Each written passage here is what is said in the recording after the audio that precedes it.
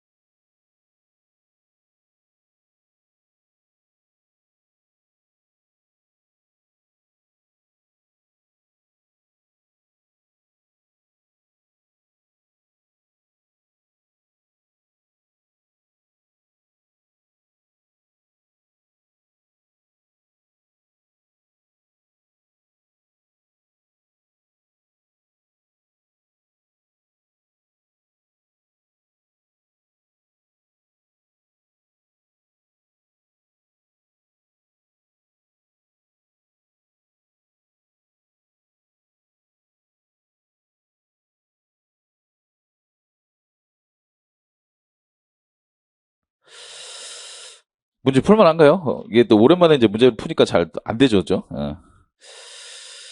이게 법 과목이 사실은 이제 그 강의를 듣거나 이제 뭐 방금 봤을 때는 이제 기억이 나는데 이 시간이 조금 흐르면은 이제 휘발되는 게 많아가지고 뭐 긴가민가 이제 해요. 좀 이제 어려운 부분이 좀 있죠. 근데 여기 이제 질문들이 뭐 되게 막 지엽적이고 어려웠고 이제 그런 질문은 없어요. 이게 보통 다 일반적인 질문들. 실제로 그 시험장에서 이제 나올 수 있는 일반적인 질문들은 이제 구성이 됐어요. 여러분 시험 같은 경우에는 막 시험이 막 죽을 똥 살 똥 어렵진 않아요. 보면 이제 변호사라든지 뭐 국회직 8급이라든지 아니면 소방, 얼마 전에 소방관부 이런 시험 같은 경우에 막 어마어마하게 어렵거든요. 뭐 처음 보는 시험 많은데 이건 여러분 시험들은 막 그렇게까지 어렵게 나오지 않으니까 기본적인 것만 딱 정확하게 소화를 하더라도 여러분이 원하는 점수는 다 맞을 수 있을 거예요. 자, 1번부터 이제 바로 설명드릴게요. 이제 통치행위와 관련된 내용인데 그 통치행위라고 하는 건 고도의 이제 고권적인 작용, 정치적인 작용으로서 이 사법심사의 대상이 되기가 곤란한 행위, 그게 이제 통치행위로 개념 정의라고 있고, 그리고 통치행위에 대해서 사법심사가 되느냐 안 되느냐가 시험에 참 많이 나오죠. 그래서 헌법재판소 같은 경우에는 통치행위이면서 사법심사가 되는 것도 있고 안 되는 것도 있고, 그리고 이제 대법원 같은 경우에는 통치행위면 사법심사 안 하는 거고, 근데 다만 통치행위와 관련된 부수행위 같은 경우에는 사법심사를 하고 이런 식으로 이제 돼요. 그래서 1번 보면, 자, 이게 이제 노무현 대통령 시절에 그 신행정수도법이라는 이제 법률이 만들어졌어요. 그래서 법률에 대해서 헌법재판소가 이제 딱 사법심사를 하는 이제 그런 내용인데, 자, 헌법재판소 입장은 뭐냐면, 이 신행정수도 건설이나 수도 이전 문제 자체는 이게 통치행위가 아니라고 봤어요. 통치행위가 이제 아니라고 본 거고, 그리고 이제 설사 이제 통치행위라고 하더라도 이제 기본권 침해 가능성이 있으면 이제 사법심사의 대상이 된다. 헌법재판소에 이제 헌법소원이라든지 위헌법률 심판의 대상이 된다. 이제 그렇게 본 사례. 실제로 그래서 신행정수도법은 헌법재판소가 위헌 결정을 했습니다. 위헌 결정, 그지? 예, 그래서 그 자체로서 고도의 정치적 결단을 요하지 않습니다. 통치행위가 아닌 거고, 그리고 기본권 침해 관련성이 있기 때문에 또 사법심사를 하게 됐다는 거. 그래서 요게 이제 뭐가 이제 시험에 많이 나오냐면, 신행정수도법과 관련해가지고 수도 이전 문제 자체잖아, 자체. 그 자체는 이게 사법심사의 대상이 돼요. 통치행위도 아니고, 그 다음에 이제 사법심사의 이제 대상이 된다. 이제 이렇게 이제 보는 거고, 그리고 대통령이 이런 수도 이전과 관련해서 이 국민투표에 붙여야 될지 여부, 국민투표에 이제 붙여야 될지 여부, 요거는 이제 통치행위로 봤어요. 요건 통치행위로 봤다, 그지? 예. 요 정도까지만 이제 보시면 돼요. 자, 2번을 봅니다. 2번이 이제 대표적인 이제 통치행위성 인정이 되면서 이제 사법심사가 부정이 돼 빨리. 또 노무현 대통령이네. 예. 자, 노무현 대통령 시절에 이라크에 이제 국군을 파병했어요. 그래서 뭐 서희 제마부대하고 이제 자이투부대하고 이제 두 번에 걸쳐서 이제 파병이 됐는데, 그래서 이 파병 결정에 대해서 헌법소원이 탁 제기가 됐습니다. 자, 여기서 이제 우리 헌법재판소 입장은 이 국군 파병이라고 하는 게 굉장히 고도의 이제 정치적이고 뭐 이런 작용이잖아. 그지? 예, 외교 작용이고, 그래서 이 사법심사의 대상이 되지 않는다. 그렇게 본 거예요. 그래서 통치행위다, 사법심사의 대상이 되지 않는다. 자, 그럼 이제 3번을 보겠습니다. 대통령의 사면권 행사. 이 대통령이 뭐 조국을 사면한다든지 뭐 사면하잖아요. 사면을 하는데, 이 사면권 행사도 굉장히 이제 고도의 이제 정치적인 작용이에요. 정치적인 작용이기 때문에 원칙적으로 이제 헌법소원의 대상이 되지 않아. 그래서 국가 원수로서 대통령이 하는 이제 고유한 작용이다. 그래서 사법심사의 대상이 되지 않는 그런 행위인 거고, 이 권력분리 원칙에 이제 예외에 이제 해당이 된다는 거. 자, 그럼 이제 4번을 보겠습니다. 자, 비상계엄도 이렇게 이제 보는 거지.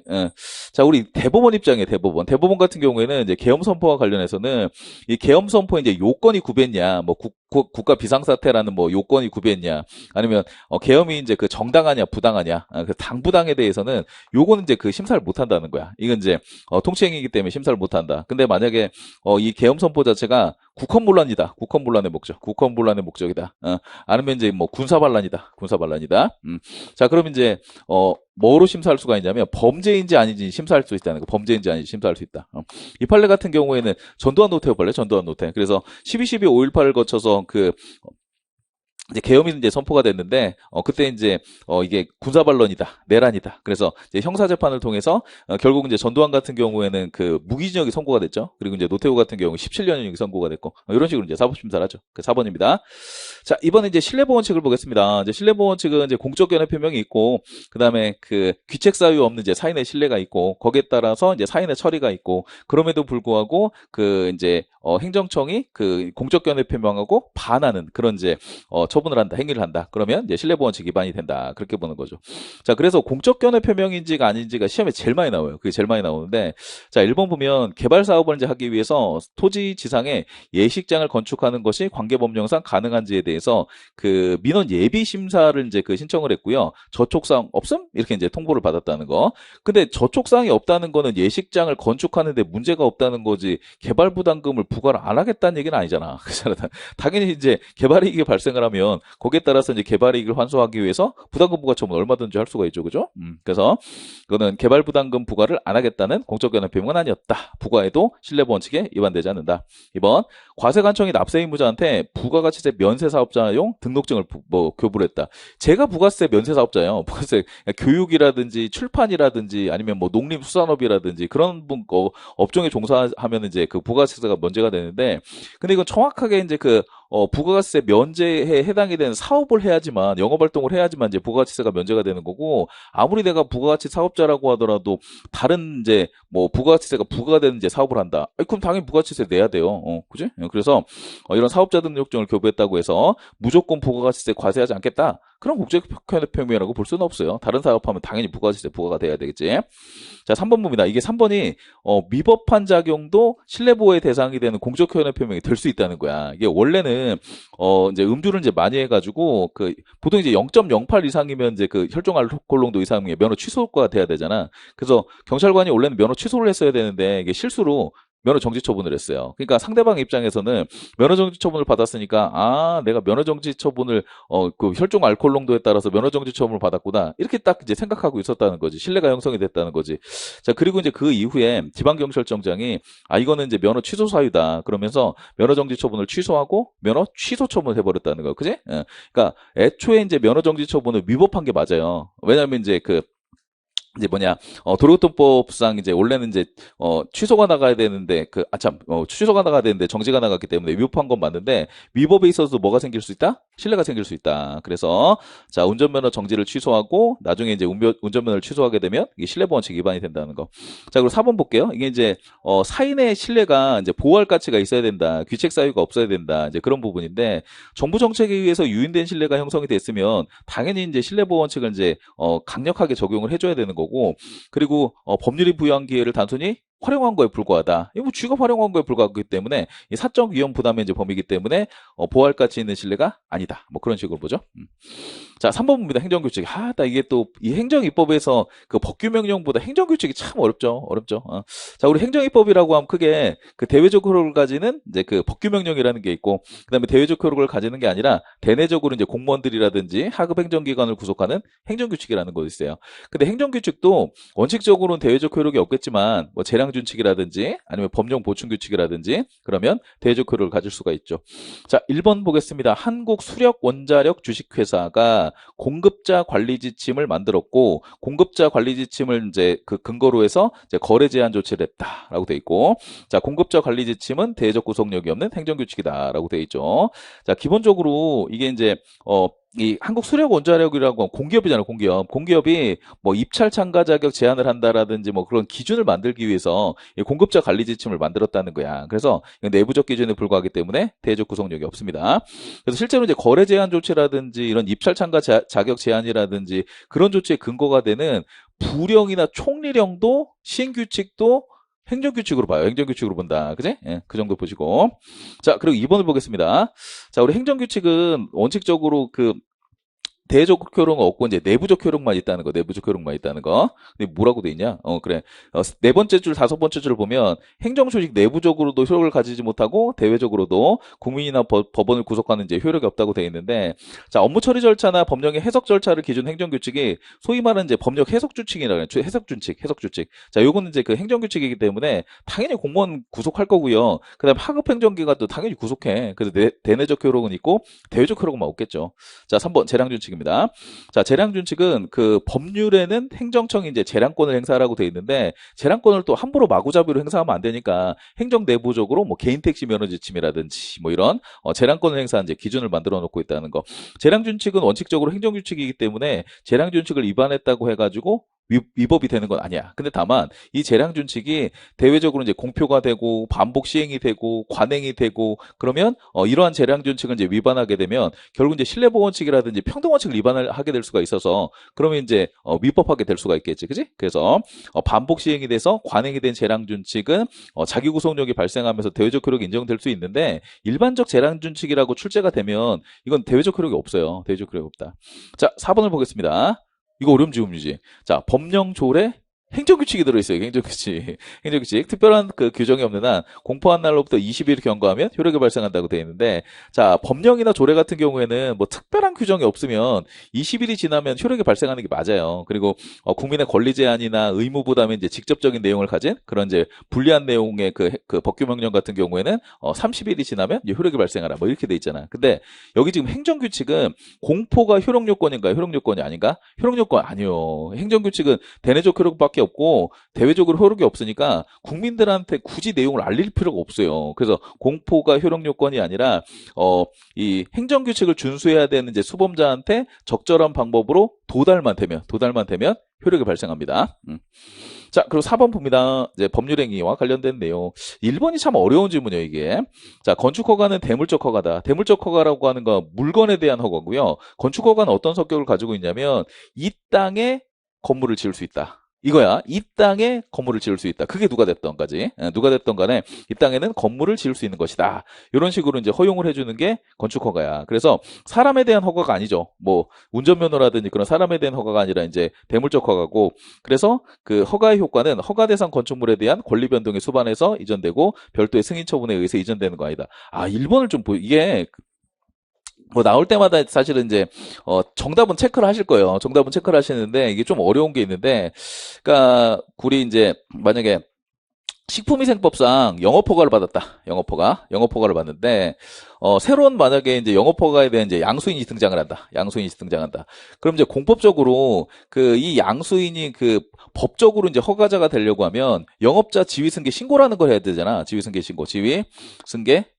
신고, 신고를 해야 되는 거고, 이 신고에 대해서 이제 수리가 있어야지만, 이 법적으로 그 식품위생법상 이 사람이 이제 영업 허가자로 바뀌는 거잖아. 그지? 영업자의 지위가 이제 이때 수리에 의해서 이제 바뀌는 거잖아. 근데 건축 허가는 좀 달라요. 건축 허가 같은 경우에는 건축 허가를 받았어. 건축 허가를 받은 이제 건축주가 있어요. 건축주가 있는데, 근데 이제 뭐 비용이 부족하거나 뭐 공사비가 부족하거나 그럼 건물을 계속 지을 수 없고 다른 사람한테 이제 어쩔 수 없이 이제 팔아버리는 수가 있어요. 그지? 그래서 새롭게 이제 양수인이 등장한다. 양수인이 등장한다.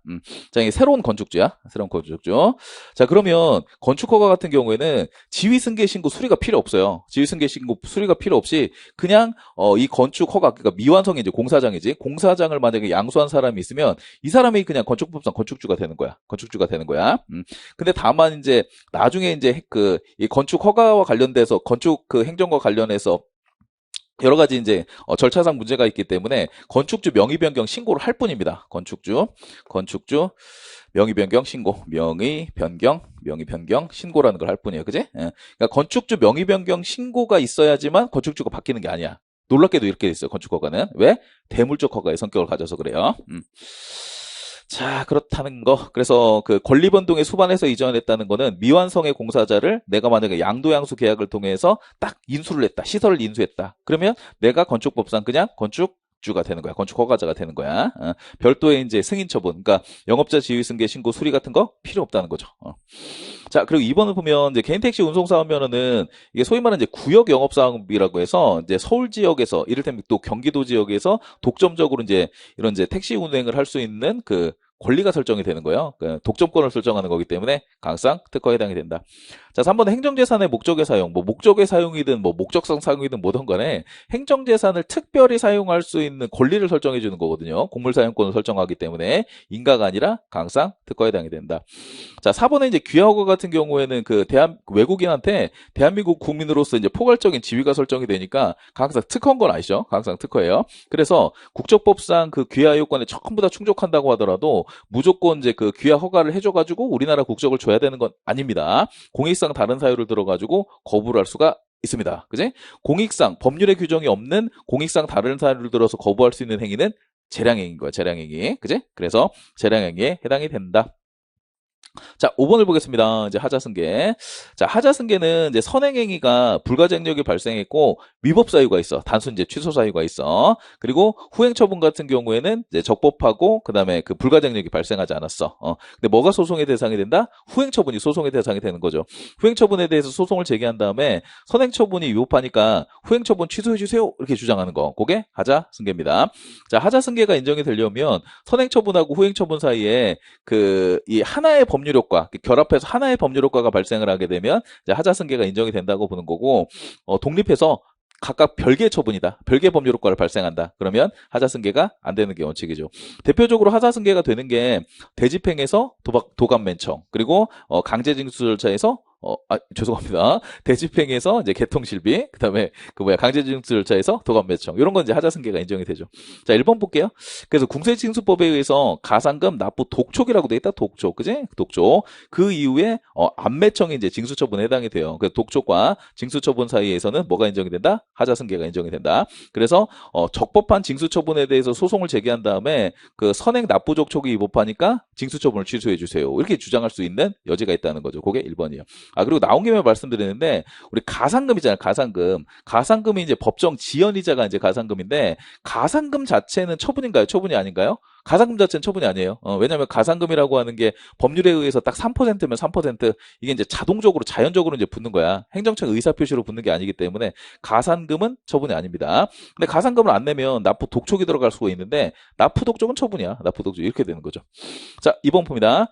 자, 조세부가 처분에 하자가 있다. 강제징수 절차인 도감매청에 승계가 된다고 돼 있는데, 자, 의무를 명하는 하명 처분인 그 조세부가 처분하고, 집행하는 처분인 강제징수 절차는 이게 별개의 법률 효과를 목적으로 해. 별개의 법률 목적으로 하기 때문에 하자승계가 원칙적으로 인정이 안 되죠.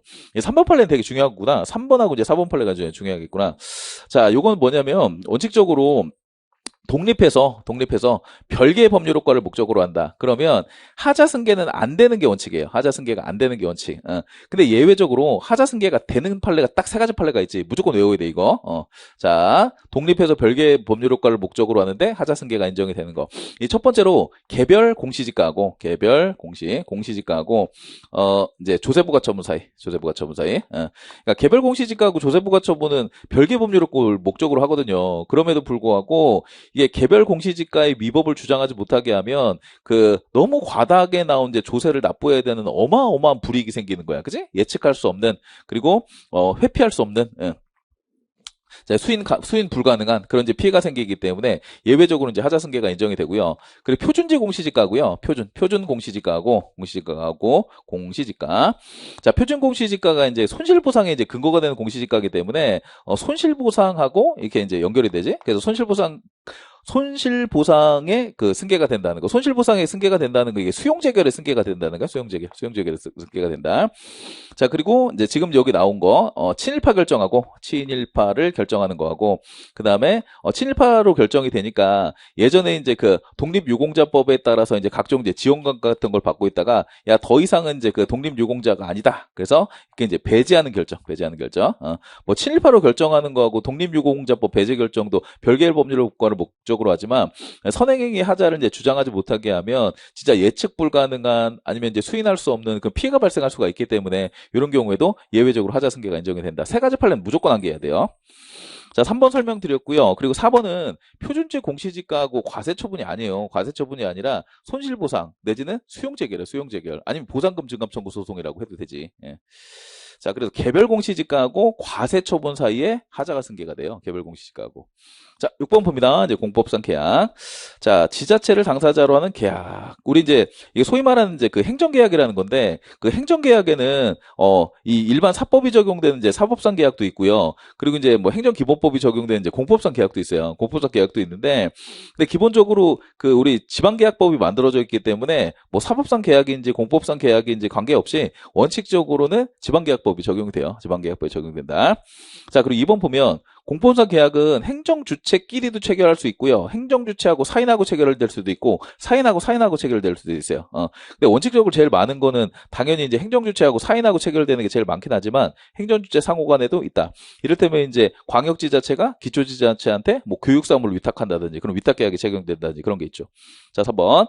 자, 중앙행정기관이 방위사업청하고 그 부품계약 협약을 체결한 이제 기업. 이게 이제 소위 말하는 한국형 그 헬기를 만들기 위해서 그 이렇게 부품 개발 협약이 체결이 됐어요. 방사청하고 카이라고 해가지고 이제 그 한국 뭐 우주 항공인가 어쨌든 이제 이런 회사하고 이제 체결을 했는데 요거 자체는 이제 공포상 계약이에요. 그 전문 그 기술적인 그런 그 연구 개발을 하는 거기 때문에 공법상 계약에 대한 게 되는 거고, 거기에 따라서 만약에 비용이 추가적으로 이제 발생을 해서 돈 달라고 이제 소송을 제기할 것 같으면 공법상 법률 관계에 대한 소송이기 때문에 당사자 소송이 제기가 돼야 돼요. 민사소송 아니고요.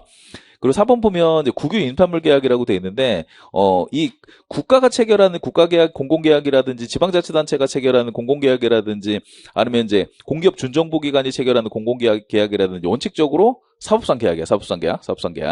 그래서 임산물 팔아먹는 게 뭐 전문 기술적인 그런 이제 그 내용은 없기 때문에 공법상 계약은 아니에요. 사법상 계약이 되게 된다. 자, 7번을 한번 봅니다. 이제 행정절차법에 적용을 한번 볼게요. 이 행정절차법은 이거 기억해 주셔야 돼요. 그러니까 이 행정절차법이라고 하는 게 행정절차 일반법은 맞는데 모든 행정작용에 다 적용이 되는 게 아니야. 그리고 이 행정절차법 적용이 이제 배제가 되는 게 있어요. 배제. 이 배제가 되는 판례, 행정절차법이 적용되지 않는 판례는 반드시 암기를 해 주셔야 돼요. 판례가 몇 개 없어. 3가지인가 4가지인가 뭐 그 정도밖에 없어. 하나는 이제 그 국가공무원법상 직위해제 처분, 직위해제를 하는데 그 국가공무원법에 뭐 처분 사유 설명서를 교부한다든지 별도로 이제 그 행정절차법에 준하는 절차를 가지고 있기 때문에 행정절차법이 적용이 안 돼요. 그리고 비슷한 게 뭐가 있냐면 그 군인사법에 군인에 대해서 보직해임을 하는 게 있어요. 보직해임. 이거 비싼 거야. 보직해임. 그래서 이것도 이제 행정절차법이 이제 그 적용이 이제 배제가 되는 거고. 그리고 또 뭐가 있지? 그거 있지. 그 국적법상 귀하허가. 이거 판례가 있어요. 이거 귀하허가를 한다. 이 외국인의 이제 그 국적과 관련된 문제이기 때문에 이것도 이제 그 행정절차법이 배제가 됩니다. 배제가 되고. 그리고 또 하나가 이제 공정위의 의결. 공정위 의결을 통해서 그 무엇이냐, 뭐 시정명령을 한다든지 과징금 부과 처분을 한다든지 그러면 공정거래법에 행정절차에 준하는 절차를 다 가지고 있어요. 다 가지고 있기 때문에 굳이 행정절차법이 적용되지 않는다. 이 배제가 되는 판례는 반드시 기억해 주세요. 얘네들은 개별법이 적용되는 거지 행정절차법이 적용이 안 됩니다. 판례 3가지. 자, 그리고 1번 보면 육군 3사관학교 생도에 대해서 퇴학 처분을 한다. 자, 그러면 이 원칙적으로는요, 그 학교나 연수원 같은 데서 교육 목적의 처분 같은 경우에는 행정절차법이 적용이 안 되는 게 원칙이거든요. 근데, 지금 육군 3사관학교 생도에 대해서 퇴학 처분을 한다는 건 학교나 연수원에서 교육 목적의 처분이 아니라 자르는 거잖아. 자르는 거기 때문에 이건 행정절차법이 적용이 돼요. 그게 1번이고. 그래서 만약에 징계위원회가 열린다. 그러면 이게 징계 대상자가 이제 선임한 이제 뭐 변호사가 뭐 출석해서 진술하려고 하면 거부하면 안 되고 뭐 이런 것들이 이제 이런 행정절차법이 적용되죠. 자, 2번 정규 공무원으로 임용된 사람에게 15임용 당시에 지방공무원법에서 정한 임용 결격 사유에 하자가 있어서 15임용 처분을 취소하고 정규 임용을 뭐 취소한다. 어쩌고저쩌고 돼 있다. 이것도 좀 봐야 되는 내용 중에 하나인데 이 사람이 지방공무원으로 이제 임용이 됐는데 뭐부터 임용이 됐냐면 15로 먼저 임용이 돼요. 15임용. 여보 뭐 공무원 되면 15가 먼저 되는 거 아시지? 15 6개월인가? 뭐 몇 개월인지 모르겠다. 어쨌든 15로 임용이 됐다가 15 기간이 충족이 되니까 정규 공무원이 정규로 임용이 됐어요. 임용. 근데 어떤 일이 발생했냐면 15 임용 당시에 결격 사유가 있었어요. 결격 사유가 있었다는 건 뭐 집행유예자라든지 뭐 선고유예자라든지 어쨌든 이런 이제 그 결격 사유가 있었다는 거. 그럼 15 임용 자체가 어떻게 돼요? 무효야 이거. 무효. 뭐 취소 사유 이런 거 아니야. 무효가 되는 거고. 그리고 정규 임용을 하려고 하면 이 15 기간 요건이 충족해야 되거든요. 기간 요건이 충족해야 되는데 기간 요건을 충족하지 못한 거야. 결국 15 기간이 무효가 된 거잖아. 결국은. 그지? 그래서 기간 요건을 충족하지 못했기 때문에 이 정규 임용은 하자 있는 정규임용인데 무효까지는 아니야. 무효까지는 아니고 이건 단순 위법이야. 단순 위법에 하자가 있는 그런 이제 정규위법 임용 처분이다. 그러니까 이제 하자가 있는 정규임용이니까 이거는 이제 그 관할행정청이 뭘 한다? 직권 취소를 한다는 거지. 직권으로 이제 취소를 한다. 취소를 한다. 자, 직권으로 취소를 하게 되면 요거 자체가 그 권리를 제한하거나 의무를 부담시키는 불이익한 처분일까? 당연히 그렇지. 그렇잖아. 그래서 권리를 제한하는 이제 불리한 처분이기 때문에 무엇이냐? 행정절차법이 적용이 된다는 거. 행정절차법이 적용이 된다는 건 사전에 정규임용 그 처분을 취소하기 전에 통지하고 의견 제출에 기입 부여하고 이유 제시하고 그렇게 해야 된다는 거죠. 자, 3번도 보면 별정직 공무원이 대통령 기록관장에 대해서 직권 면직 처분을 한다. 자, 공무원 신분을 가지고 있다고 하더라도 별정직 공무원에 대한 직권 면직 처분에서 국가공무원법에 이 별도로 이제 행정절차에 준하는 절차를 두고 있지 않거든요. 두고 있지 않으니까 어쩔 수 없이 이제 행정절차법이 적용이 돼야 되겠지. 자르는 처분이니까 권리를 제한하는 처분이니까 사전 통지나 의견 청취의 기회 당연히 부여해야 되겠죠. 4번. 자, 우리 헌법기관 같은 경우에는 행정절차법이 원칙적으로 적용이 안 돼요. 왜 그러냐면은 이 행정절차법이라고 하는 게 행정부 지키라고 만든 법률이야. 행정부 지키라고 만든 법률이지 뭐 국회 지켜라, 법원 지켜라, 헌재 지켜라, 감사원 지켜라, 다른 헌법기관 지키라고 만든 법률이 아니에요. 그래서 우리 행정절차법에는 국회나 지방의회나 법원이나 헌재나 아니면 감사원도 마찬가지. 또 중선이 선관위. 자, 이런 헌법상 독립기관 같은 경우에는 행정절차법 적용 안 된다라고 돼 있어요. 안 된다고 돼 있다. 자, 8번 봅니다. 이제 행정조사. 자, 행정조사는 뭐 세무조사라든지 위생검사라든지 현장조사라든지 그런 것들이 이제 행정조사에 해당이 되는데, 자, 행정조사 기본법에 나와 있는 행정조사는 원칙적으로 자발적 협조를 얻어서 하는 행정조사를 얘기하는 게 아니라 강제조사를 얘기해요, 다. 나 행정조사 받기 싫은데 개별법에 근거를 해가지고 그 강제론이 나가는 그런 행정조사를 말하죠. 자, 그래서 자발적 협조를 얻어서 하는 행정조사를 이제 소위 말하는 이제 임의조사라고 불러요. 임의조사. 이 자발적 그 협조를 얻어서 하는 임의조사 같은 경우에는 두 가지 특징이 있어. 두 가지 특징. 자, 임의조사. 자발적 협조를 얻어서 하는 임의조사. 자, 임의조사는 원래 행정조사가 법적 근거 있어야 되잖아. 법적 근거가 있어야 되는데 얘는 법적 근거가 필요 없어요. 법적 근거 불효. 법적 근거 필요 없다. 근거가 필요 없다. 그리고 또 하나는 원래 그 행정조사 하려고 하면 원칙적으로 7일 전에 서면으로 통지해야 되거든요. 7일 전에 서면을 통지해야 되는데 임의조사 같은 경우에는 서면 통지가 아니라 구두 통지도 돼. 구두 통지도 되고 그리고 이제 행정조사 개시와 동시에 통지해도 돼. 꼭 서면으로 안 해도 되는 거고 그다음에 7일 전에 안 해도 돼. 이렇게 돼 있어요. 그죠? 그래서 이 임의조사 같은 경우에는 법적 근거 없이도 할 수 있다. 그리고 구두 통지도 가능하고 행정조사 개시와 동시에 통지하는 것도 가능하죠. 근데 개별 법률에 규정이 있으면 개별 법률에 따른 그 행정조사만 강제조사만 해야 될 것 같아. 자발적 협조를 얻어서 하는 임의조사도 할 수 있을 것 같아. 당연히 할 수 있지. 상대방이 받겠다는데 뭘. 자, 2번 봅니다. 행정조사는 실효성 확보를 위해서 수시조사를 원칙으로 한다고 돼 있는데 행정조사에 들어가면은 행정조사 받는 사람은 굉장히 짜증나요, 이게. 세무조사 들어보면은. 그래서 수시조사가 원칙이 아니라 정기조사가 원칙이에요. 정기조사가 원칙이다. 자, 그럼 이제 3번을 한번 봅니다. 자, 정기조사 또는 이제 수시조사를 했다. 그지? 그래서 조사를 한번 했으면 원래는 동일 사안에 대해서 다시 재조사하는 건 안 되는 게 원칙이야. 한번 조사를 했어? 그럼 이제 다시 재조사하는 건 안 돼요. 자, 근데 그 재조사를 할 수 있는 예외적인 케이스가 있어요. 뭐겠어요?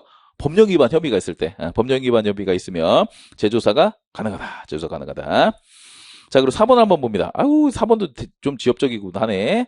자, 조사 대상자는 선정 기준에 대한 열람을 이제 행정기관한테 신청할 수가 있다. 자, 여기 지금 법령 등에서 규정하고 있는 경우에 하나사라고 돼 있는데, 조사 대상자가 선정 기준에 대해서 열람 신청하는 거는 행정조사 기본법에 할 수 있다고 돼 있거든요. 할 수 있다고 돼 있기 때문에 별도의 근거가 없다고 하더라도 행정조사 기본법을 근거로 해서 내가 왜 세무조사 대상자로 결정됐는데, 이제 할 수가 있어요. 그래서 여기 법령 등에서 규정하고 있는 경우에 하나여란 말이 틀립니다. 참 어렵다잉. 자, 9번을 한번 보겠습니다. 이제 대집행 절차에 대한 설명. 자, 1번 그 대집행은 이제 개통실비로 연결이 되는 건 아시죠? 마지막에 이제 비용 징수를 하는 거, 비용 납부 명령을 하고 비용을 납부하지 않으면 강제 징수로 들어가는 거지. 국세 징수예에 따라서, 징수법 예에 따라서 강제 징수에 들어간다. 자, 강제 징수를 하게 되면 이게 이제 도감 매칭으로 가잖아. 그래서 이제 마지막에 이제 청산이 되거든요. 그러니까 이렇게 자 개통실비 개, 통, 실비, 비 이렇게 가고 그래서 자 비용 납부 명령을 했는데 비용을 납부하지 않는다. 그럼 강제 징수 절차로 들어가요. 강제 징수. 강제 징수야 뭐 도감 매청으로 가겠지. 도암 매청 이렇게 가겠지. 이렇게 이런 절차를 거쳐 가지고 이제 강제 징수로 들어가는데 자 문제가 이게 청이야 청. 그래서 청산을 하게 되면 이제 그 비용을 이제 배분을 하는 게 이제 청산이거든요. 예, 청산을 하는 건데, 자, 어떤 식으로 이제 배분해서 가져가냐면, 뭐 간단하게만 보시면 돼. 일단 국세가 제일 먼저 가져가요. 국세가 제일 먼저 가져가고, 그 다음에 이제 비용과 같은 이제 공과금이 이제 두 번째로 가져가고, 그리고 이제 세 번째는 기타 이렇게 된다는 거. 자, 근데 대집행 비용은 어디에 해당이 되냐면, 이게 세금이 아니잖아. 대집행 비용은 세금을 걷는 게 아니잖아. 세금을 걷는 게 아니고, 요 공과금에 해당이 되거든. 그지? 예, 요게 이제 대집행 비용 여기 들어가요. 여기 들어가. 그래서 국세하고 이제 그 같은 순위의 취득권이 아니야. 같은 순위의 취득권이 아니라 국세 다음 가느냐, 다음 가는. 자, 그렇게 보시면 됩니다. 그래서 국세와 동일한 순위가 아닙니다. 국세와 동일한 순위가 아니라 국세 다음 순위야, 다음 순위. 자, 그리고 2번을 한번 보겠습니다. 그 대집행을 하는데 여러 번 계고 처분을 했대요. 1차, 2차, 3차. 자, 뭐만 처분인가요? 최초의 계고만 처분해요. 왜 그러냐면 최초 계고에 의해서 이미 그 의무는 다 발생을 한 거고요. 2차, 3차 계고는 뭐 새롭게 의무를 발생시키고 뭐 법률 효과를 발생시키고 그런 건 아니고 대집행 기한만 연기해 주는 거예요. 연기해 주는 거기 때문에 자, 1차 최초 독촉만 처분에 해당이 됩니다. 자, 3번. 대집행 계고 처분에서 정한 의무 이행 기간이 이행 종기인 날에 계고서를 수령했다. 자, 그 철거명령서하고 이제 계고서를 이제 같이 이제 수령을 했는데 이 계고서 내용을 보니까 5월 24일까지 철거를 하지 않으면 대집행이 들어가겠다. 이렇게 돼 있는 거야. 근데 이 계고서를 언제 받았냐면 5월 24일까지 철거하라고 해놓고 5월 24일날 받았어요. 오늘 계고서를 받아가지고 오늘까지 지금 철거하래. 이런 상황인 거야. 그러면 상당한 이행기간을 정하지 않은 거기 때문에 대집행 계고 처분 자체가 위법해져요. 그리고 행정처에서 그걸 인지해가지고 계고 다음에 이제 영장의안 통지잖아. 그래서 영장의안 통지에서 5월 24일이 아니라 5월 27일까지 해라. 이게 이제 기한을 좀 늦춰줬다는 거지. 자, 그러면 그 영장의안 통지로 기한을 늦춰주게 되면 위법한 계고 처분이 막 적법하게 막 바뀌는 건가? 그렇진 않아. 안 바뀌어요. 안 바뀌어. 그냥 위법한 거야. 위법한 거야. 자, 4번을 봅니다. 자, 계고서란 한 장의 명칭에 철거 명령과 계고 처분 두 가지를 다 할 수 있을까? 오케이. 다 할 수가 있습니다. 원칙적으로 이 사실을 하려고 하면 이 건축법상 철거 명령은 별도의 철거 명령서가 있어야 될 거고, 그 다음에 행정대집행법상 계고 처분도 별도의 이제 그 처분서가 있어야 돼요. 원래는 두 가지 처분서가 있어야 되는데, 근데 어차피 뭐 철거 명령하고 철거 명령 불이행하면 이제 대집행으로 나갈 거니까 이게 이제 두 개 처분을 하려고 하면 처분서 보내려면 불편하잖아. 그래서 그걸 하나에 묶어가지고 철거 명령 및 대집행 계고 두 가지 내용을 한건에 묶어가지고 처분을 한다는 거. 괜찮아. 그래서 상당한 이행기간이 만약에 포함되어 있다고 하면 뭐 상당히 이해가 안 되고 이행기간 포함되어 있는 거지 뭐. 괜찮아. 이렇게 해도 돼. 자, 10번을 보겠습니다. 이행강제금. 자, 이행강제금은 행정상 의무 위반이 발생을 했을 때 그냥 의무가 이행이 될 때까지 그냥 계속 반복해가지고 부과하는 게 이행강제금이죠. 자, 이행강제금 불복 절차에서는 시험에 제일 많이 나오는 게 뭐냐면 원칙적으로 이행강제금은 행정처분이기 때문에 항고소송으로 다투는 게 원칙이야. 근데 농지법상 이행강제금만큼은 농지법에 비송사건 절차법으로 다투라고 규정이 되어 있어요. 그래서 농지법상 이행강제금은 항고소송으로 다툴 수가 없기 때문에 처분이 아니에요. 처분이 아니고 무조건 비송사건 절차법에 따라서만 다퉈야 된다. 근데 어쨌든 관할관청이 농지법상 이행강제금 부과처분 딱 하면서 공무원이 바보였나 보다. 그지? 행정법공을 덜 해가지고 원래는 이제 그 처분이 아닌데 행정소송 제기할 수 없는데 행정심판 청구하실 수 있습니다. 행정소송 청구하실 수 있습니다.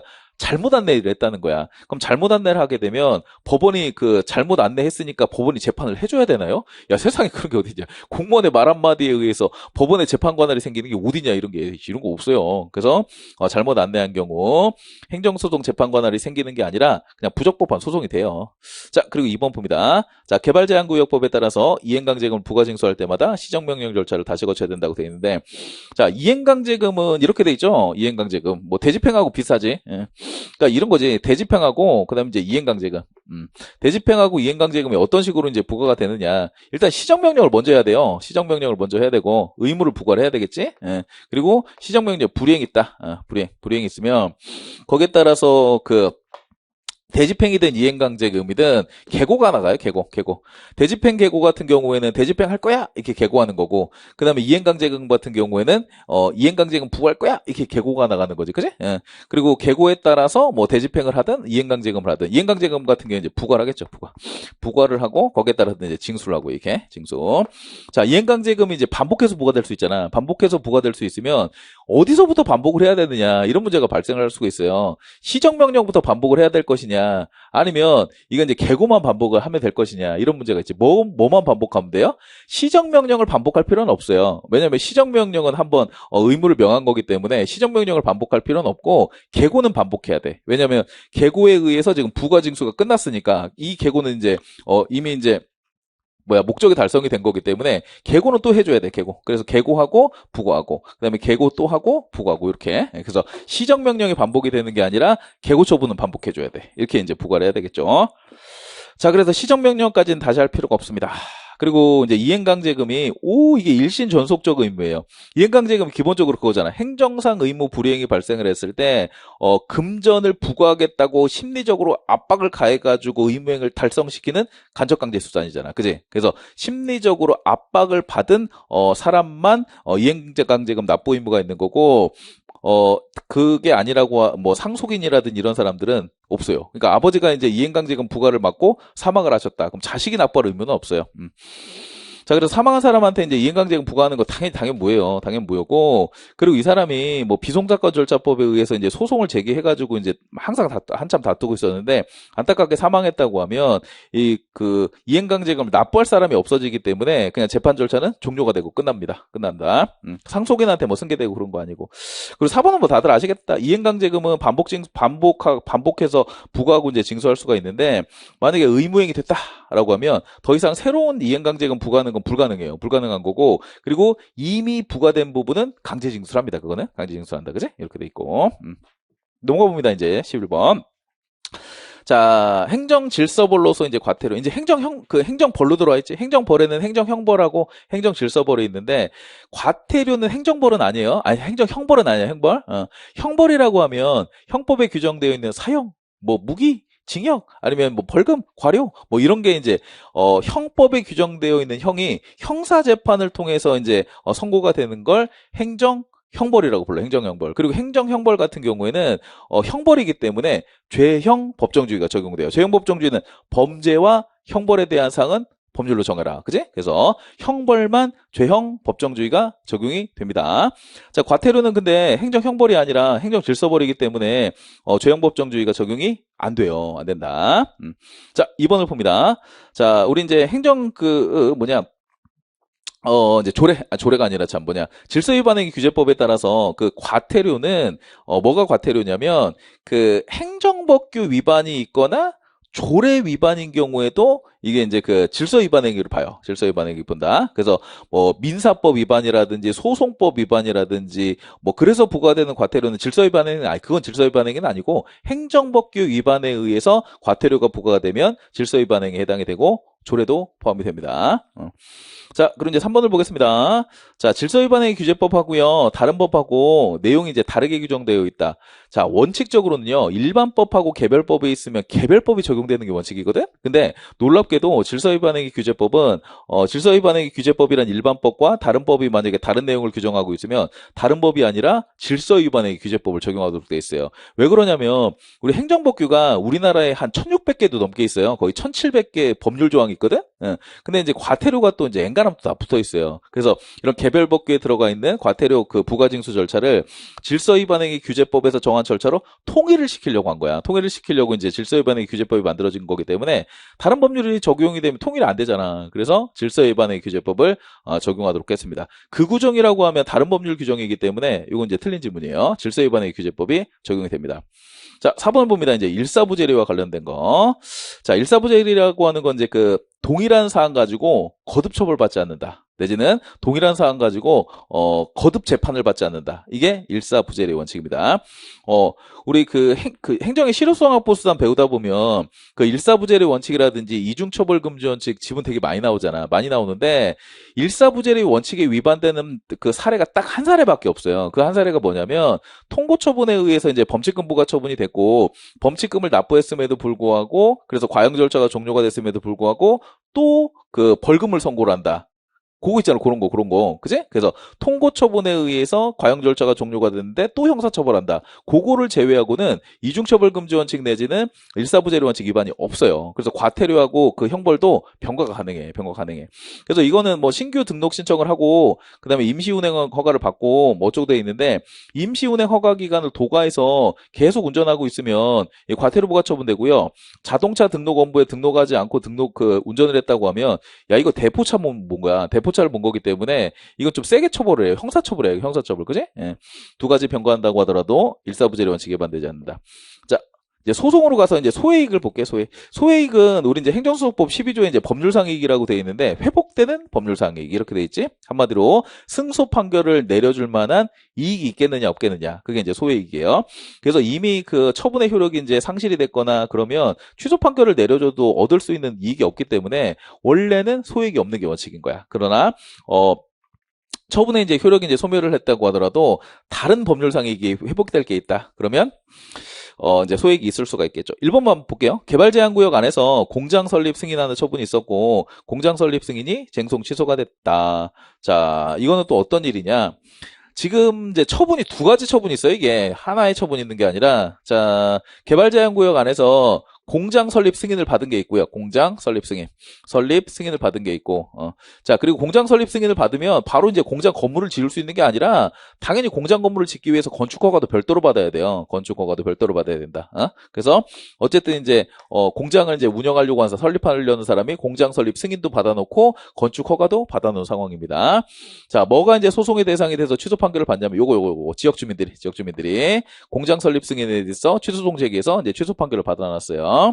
자, 근데 건축 허가는 아직까지 잔존하고 있는 상황입니다. 그러면 이제 그 공장 설립하려는 사람이 공장 설립 승인은 취소가 돼서 없어졌다고 하더라도 건물을 지을 수 있는 우려가 있지 않나? 그렇잖아. 그치? 그러니까 당연히 건축 허가에 대해서도 취소 판결을 받아놔야 공장 짓는 걸 아예 이제 저지를 할 수가 있는 거잖아. 그죠? 그래서 공장 건축 허가 처분에 대해서 취소를 구할 법률상익이 있습니다.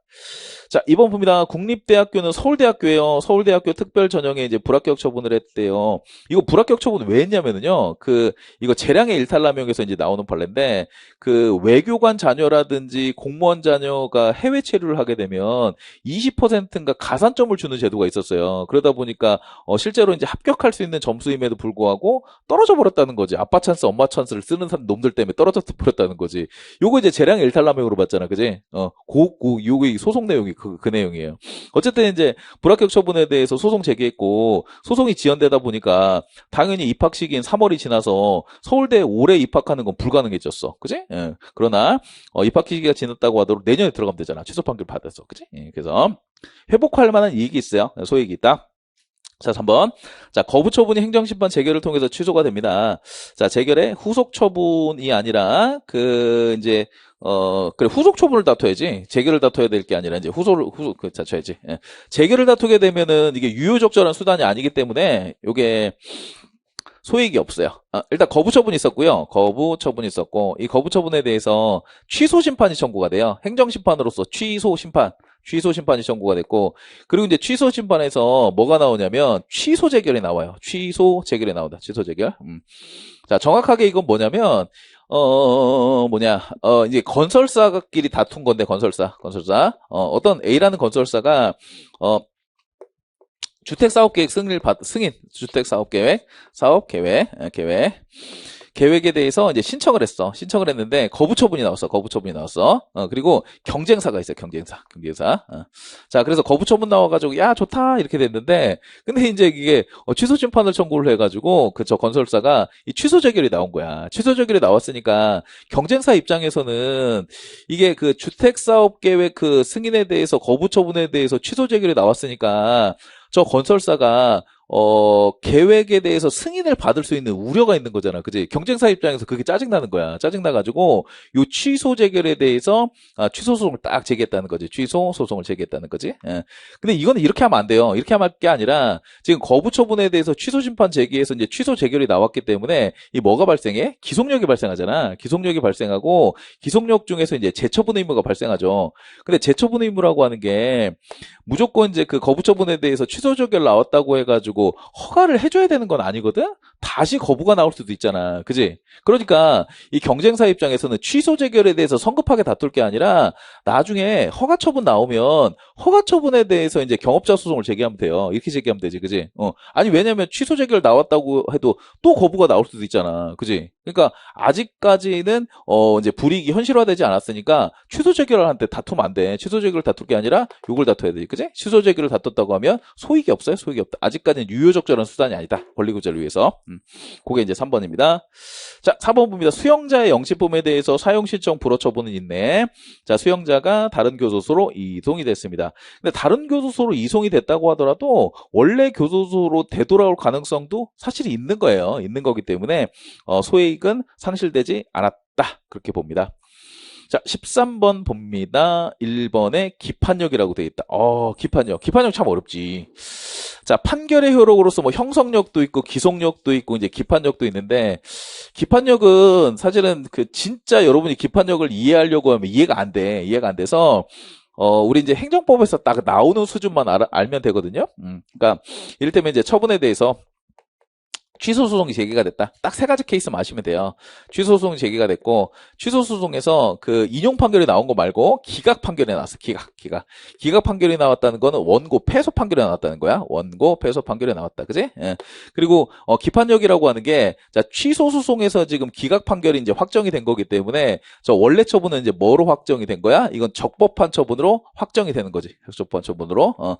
그래서 기판력의 개념은 기각 판결이 나오게 되면 적법한 처분으로 확정이 되는 거다. 그리고 인용 판결이 나오면은 위법한 처분으로 확정이 되는 거다. 이게 기판력이에요. 기판력. 그죠? 자, 그래서 어쨌든 기각 판결이 나와서 패소가 돼가지고 처분이 적법하다고 확정이 됐어. 그럼에도 불구하고 그 이후에 다시 취소 소송을 제기하는 거야. 취소 소송을 제기해. 자, 그리고 다시 무효확인 소송을 제기합니다. 그리고 저게 조세부가 처분이라든지 만약에 이제 그 금전을 납부하는 그런 처분이었다. 그래서 낸 돈을 만약에 돌려받고 싶다. 그래서 저 처분을 이제 선결 문제로 하는 부당이득 반환 청구 소송 이렇게 이제 제기한다는 거. 이 중에서 되는 거 하나라도 있어요, 없어요? 하나도 없어. 적법한 처분을 어떻게 취소를 하냐? 적법한 처분이 어떻게 무효가 되냐? 적법한 처분이 어떻게 무효가 돼가지고 부당이득 인용이 되냐? 하나도 인정이 안 된다는 거, 그지? 그래서 이거 아셔야 돼요. 이를테면 이건 거야. 자, 애초에 취소 소송에서 우리 처분이 이제 성립하려고 하면, 적법하려고 하면, 자, 주체, 그 다음에 이제 절차, 뭐 형식, 뭐 내용, 뭐 이런 게 전부 다 이제 적법해야 되잖아요. 그죠? 그래서 만약에 최초에 이제 취소 소송에서 주체 하자를 주장하면서 이제 소송을 제기했어. 근데 절차 위법이 있었어. 절차 위법이 있었음에도 불구하고 주체 하자를 주장해서 취소 소송을 제기해가지고 주체 하자는 없어가지고 만약에 이제 기각 판결이 나왔어.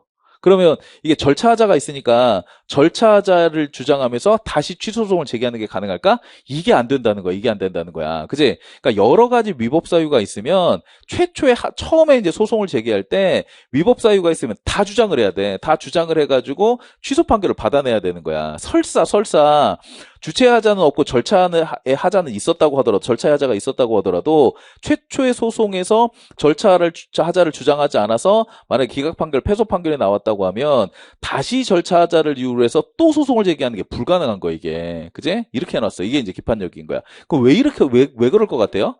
왜 그러냐면은 이게 만약에 이제 위법 사유가 있다고 해가지고 위법 사유를 쪼개가지고 이제 뭐 주체 하자를 대상으로 한번 취소 소송 제기해보고 절차 하자 또 소송 제기하고 뭐 형식상 하자 소송 제기하고 이런 식으로 계속 소송을 제기할 수 있다고 하면 패소를 받았음에도 불구하고 기각 판결이 나왔음에도 불구하고 계속 소송을 제기하게 하면 이게 무용한 소송이 계속 반복될 가능성이 커요. 한 번에 끝나라는 거 원샷이야, 원샷. 그지? 주장할 수 있는 위법 사유 싹 다 주장을 해서 취소 판결을 받아내지 않는 한 다른 위법 사유가 있다고 하더라도 또 소송 제기하는 건 불가능해요. 이게 기판력의 개념이에요.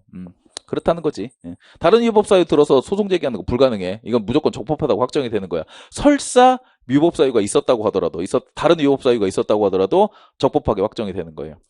자, 2번. 자, 주민 등의 도시관리계획 위반 제출을 거부한 취소 판결이 수립이 됩니다. 새로이 수립한 도시관리계획에 대해서 제기한 취소소송. 자, 기속력에 위반되지 않는다고 하더라도 자, 계획 재량의 한계를 일탈해서 뭐 어쩌고저쩌고 뭐 심리 판단해야 된다라고 되어 있죠. 자, 이건 또 어떤 얘기냐? 행정계획에 대해서 이제 수립해달라고 이제 신청이 들어왔어요. 그리고 여기에 대해서 거부 처분이 있었어요.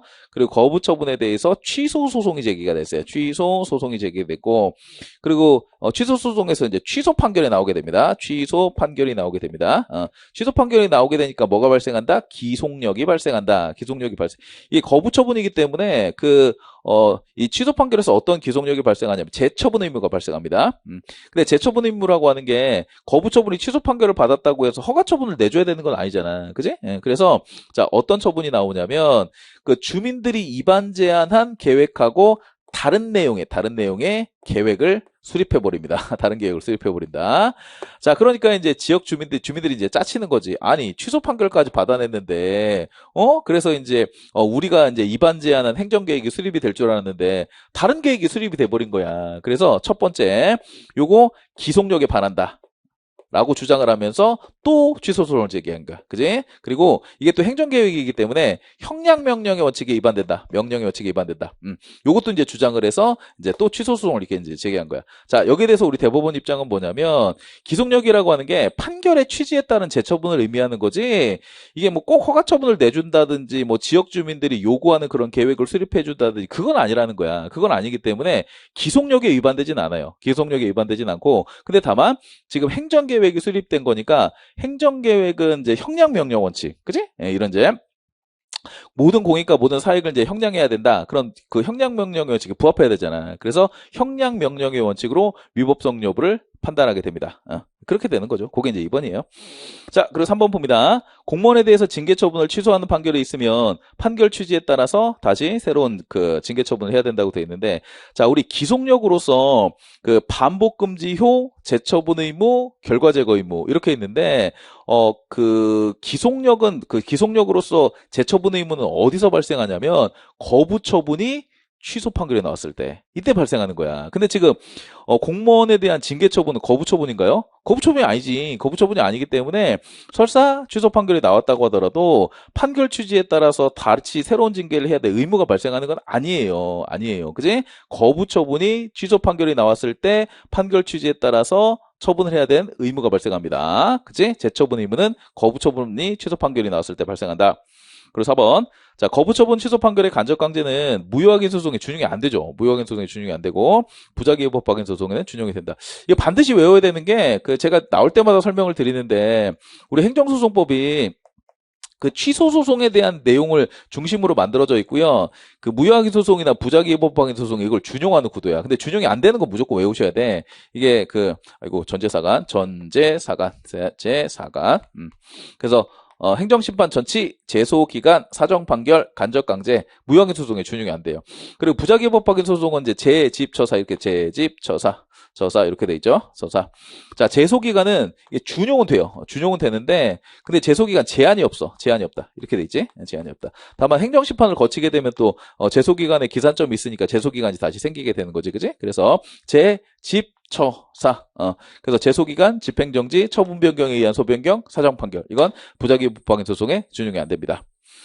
자, 이제 14번을 보겠습니다. 1번. 우와, 이게 보상금 증감 청구 소송 나왔다. 우리 보상금 증감 청구 소송은 어떤 성격을 갖냐면 이런 성격을 갖지. 이제 토지수용위원회가 이제 수용재결을 합니다. 수용재결. 제가 수용재결 나오면 항상 말씀드리는 게, 이 수용재결이 토지를, 소유권을 뺏겠다라는 내용만 있는 게 아니에요. 그것만 있는 게 아니라, 어떤 토지를 수용을 하는데, 뭐를 지급한다? 손실보상을 지급한다. 손실보상 액수도 이제 기재가 돼 있는 게 수용재결이에요. 수용재결. 그지? 단순히 어떤 토지의 소유권만 뺏는 게 아니라, 얼마 물어준다. 손실보상도 같이 이제 돼 있다는 거. 그래서 이 수용재결 자체에 대해서 취소소송 내지는 항고소송을 제기할 수도 있고요. 아니면 이 수용재결이라고 하는 행정처분 중에서 뭐만 다툴 수 있다? 손실보상액만 다투는 거. 요걸 보상금 증감청구소송이라고 부르죠. 보상금 증감청구소송이라고 부르죠.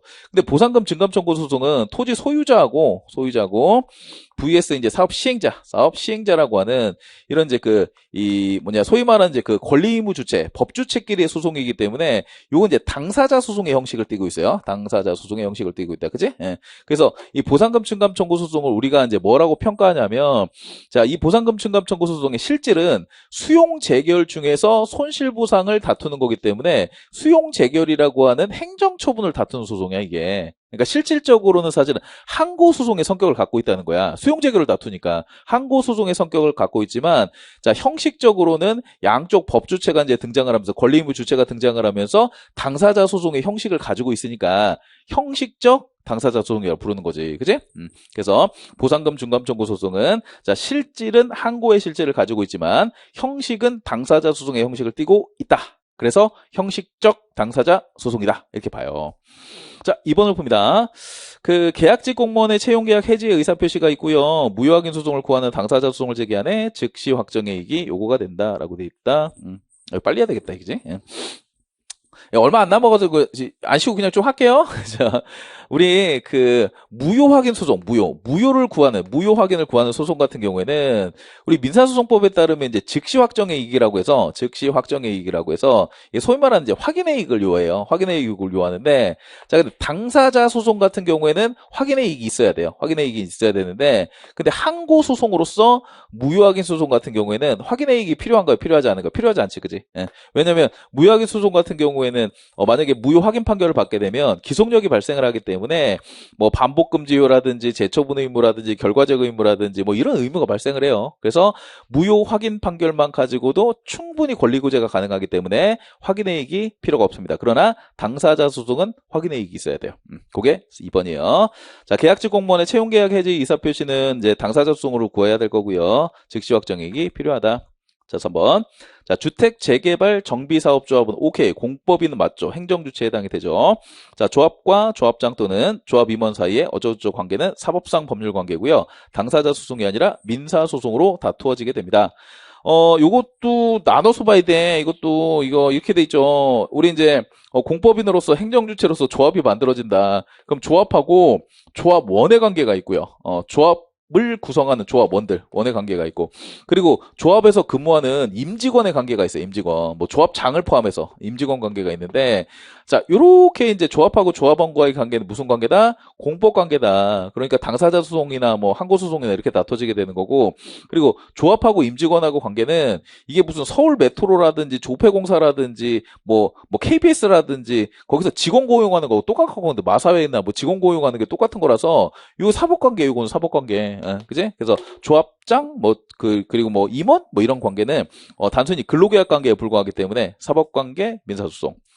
자, 4번을 봅니다. 이것도 처분연금부, 뭐 법률연금부의 문제구나. 자, 민주화보상법상 그 보상금 지급을 신청한 사람 심의위원회에서 보상금 지급 결정을 다투는 소송, 당사자 소송으로 다퉈야 된다.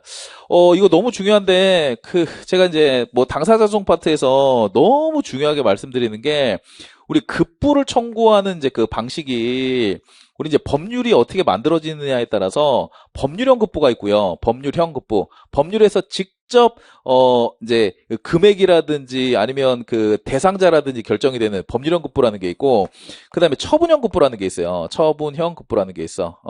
그래서 법률형 급부 같은 경우에는 법률에 의해서 수급권자의 범위라든지 금액이 바로 결정이 되니까, 나는 이제 법률에 따라서 돈을 받을 수 있는 권리가 있는 사람이니까 당사자 소송으로 지급 청구해요. 당사자 이렇게 되고, 그리고 처분연금부 같은 경우에는 대표적인 게 이제 공무원연금 같은 거 있잖아. 공무원연금. 그지? 뭐 퇴직했다고 10년 이상 근무하고 퇴직했다고 해서 바로 공무원연금을 받을 수 있는 건 아니고, 공무원연금 관리공단에 지급 신청이라는 거 하지? 지급 신청이라는 걸 하고, 거기에 따라서 이제 결정을 받고, 결정을 받으면 진짜 이제 수급권이 생기게 되는 거죠. 수급권. 구체적인 수급권이 이제 발생을 하게 되고, 그러면 이제 여기에 따라서 이제 지급 청구를 하면 돼. 이게 돈을 받으면 되지. 그지? 예, 그래서 처분연금부 같은 경우에는 무조건 이 결정이 있어야 돼. 신청에 따라 확인 결정이 있어야 돼. 확인 결정이 있어야 된다. 자, 대표적인 법률연금부가 뭐가 있냐면 5.18 보상법이 있어요. 5.18 보상법이 있고, 그리고 대표적인 또 처분연금부가 뭐가 있냐면 민주화 보상법이 있어. 민주화 보상법. 이렇게 돼 있어요. 그래서 민주화 보상법 같은 경우에는 확인 결정을 먼저 받아야 돼. 신청한 다음에 나 민주화 투사로서 다쳤습니다. 나 피해 당했습니다. 돈 주세요. 보상금 주세요. 지급 신청한 다음에 지급 결정을 받고 지급 결정 이라는 행정처분을 이제 받아야 돼. 그지? 예, 그래서, 지급 결정을 다투면 이건 처분이야, 처분이기 때문에 당사자 소송이 아니라 항고소송이다. 자, 15번을 보겠습니다. 우리 행정심판 1번 임시처분이라는 게 있다. 자, 우리 항고소송 같은 경우에는요, 집행정지밖에 없죠.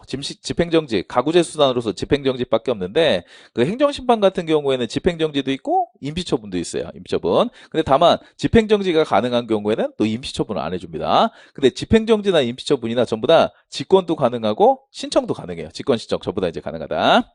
자, 그리고 2번 보면 행정심판법하고 행정소송법이 집행정지의 요건으로서 회복하기 어려운 손해라고 돼 있는데, 옛날에는 행정심판법이나 행정소송법이나 전부 다 회복하기 어려운 손해라고 똑같이 규정하고 있었어요. 똑같이 규정하고 있었는데, 근데 2011년인가? 어쨌든 행정심판법이 개정됐어요. 행정심판법이 개정돼서 행정심판법은 중대한 손해 예방으로 바뀌어요. 중대한 손해. 아무래도 이제 용어상 회복하기 어려운 손해보다 중대한 손해 예방이 좀 집행정지 결정을 받기에 좀 요건이 좀 완화된 것 같은 느낌이 들죠? 그지? 예, 그래서 행정심판법은 집행정지 결정을 더 수월하게 받게 해주기 하기 위해서 중대한 손해로 바뀌게 됩니다. 그래서 적극적 요건은 다르게 규정되어 있어요.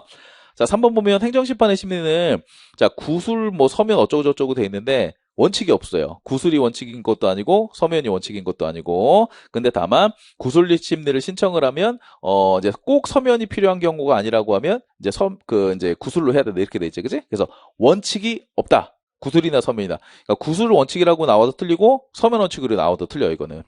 자, 4번.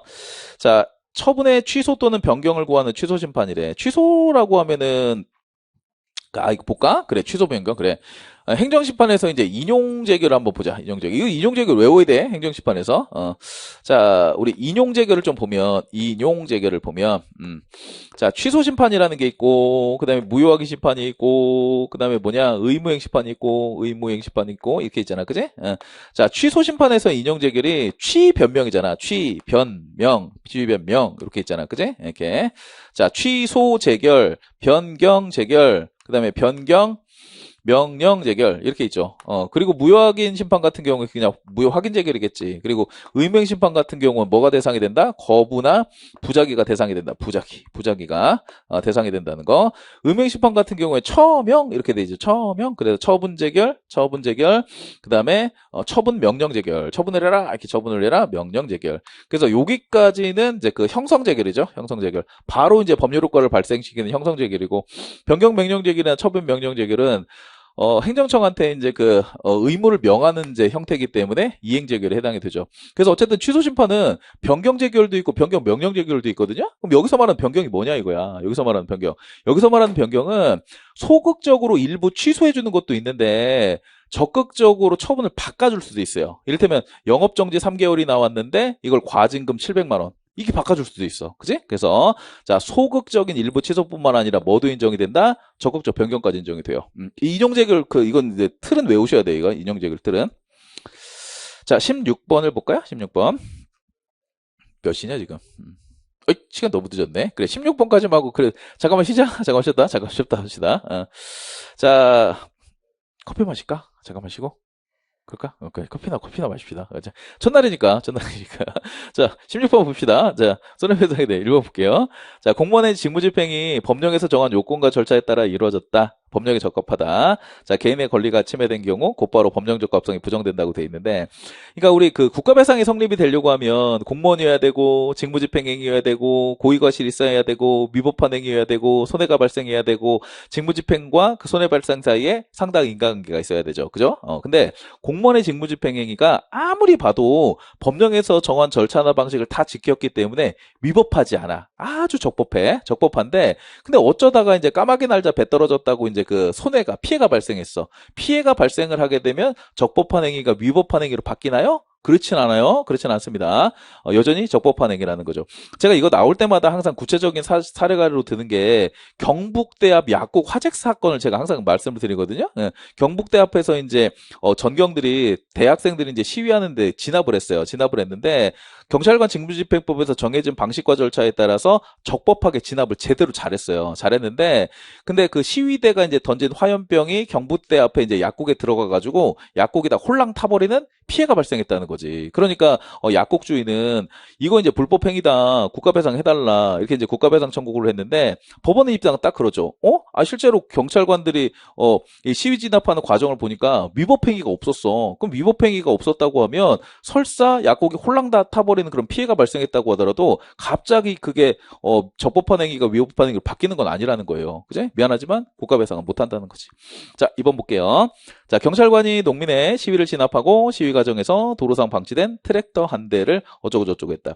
자, 실제로 이제 농민들이 트랙터 2대를 끌고 와가지고 시위를 했어요. 그리고 도로 위에 이제 2대를 이제 방치하고 이제 다 도망갔거든? 도망갔는데, 근데 경찰관이 2대를 다 치운 게 아니라 한 대만 치웠어. 이상해. 한 대만 치우고 한 대는 그냥 도로 위에 이제 방치해놓고 이제 그냥 간 거예요.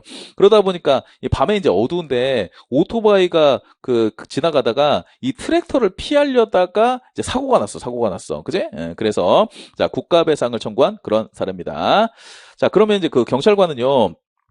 실제로 이제 도로 위에 이제 한 대 트랙터를 방치해놓고 그냥 퇴근을 했어야 될 것 같아요. 아니면 당연히 치워놓고 갔어야 될 것 같아. 야, 당연히 치워놓고 가야지. 트랙터가 방치가 돼 있으면 교통사고가 발생할 건 예견이 가능하잖아. 그지? 그래서 아무리 그 경찰관의 이제 재량행위라고 하더라도 당연히 이건 치워놓고 갔어야 돼. 그지? 그래서 직무유기를 했기 때문에 국가배상이 인용이 된 그런 사례죠. 자, 그리고 이제 특이한 국가배상 볼게요. 법관의 재판하고 그다음에 이제 국회의원이 만드는 이제 그 법률. 자, 법관이 이제 재판을 한다.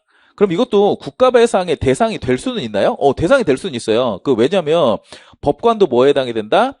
공무원에 해당이 된다. 그리고 법관은 뭐 하는 사람이다? 재판이라고 하는 이제 직무집행 행위를 하는 사람이기 때문에 국가배상법 2조의 요건에 해당이 된다고 하면 법원의 재판에 대해서 국가배상을 청구하지 못할 이유는 없어요. 당연히 돼. 당연히 되는데, 근데 다만 이 재판이라고 하는 게 1심, 2심, 3심 이렇게 이제 신급제로 이제 불복을 하다 보니까 1심에서 좀 불법한 재판이 있다고 하더라도 2심으로 불복하면 되지 이걸 굳이 국가배상을 청구할 필요가 없잖아. 그지? 그래서 시정 불복 절차가 있으면 유 있다. 그러면 국가배상은 불가능합니다. 시정 불복 절차가 없어야지만 국가배상이 가능해요. 그리고 또 하나, 단순히 이제 재판이 위법한 재판이라는 이유만 가지고 국가배상을 청구할 수 있는 게 아니라 이 법관이란 공무원놈이 진짜 부당한 목적을 가지고 의도적으로 그런 이제 불법적인 재판을 한 게 아니라고 하면 국가배상이 또 인용이 되기 어려워요. 그래서 실제로 국가배상이 인용된 사례가 딱 한 사례가 있지.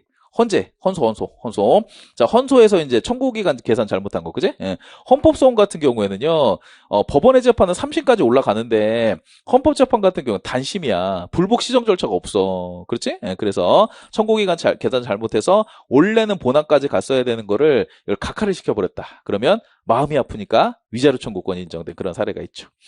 자, 그리고 4번을 보면, 자, 국회의원이 법률을 만들었습니다. 근데 법률이 위헌법률이야. 위헌법률이면 불법 행위를 저질렀으니까 국가배상 인정이 될까요? 그렇진 않아. 이것도 헌법에서 법률 만들지 마 이렇게 돼 있는데 굳이 이런 위헌적인 헌법을 위반하는 그런 법률을 말씀드렸을 경우에만 국가배상이 인정될 수 있어요. 근데 실제로 국회의원들이 300명이나 되는데 바보가 아니라고 하면 야 우리 위헌적인 법률 만들어보자 뭐 그렇게 만들진 않거든. 그지? 실제로 그래서 입법 자규라든지 부작위에 대해서 국가배상이 인용된 사례는 없습니다.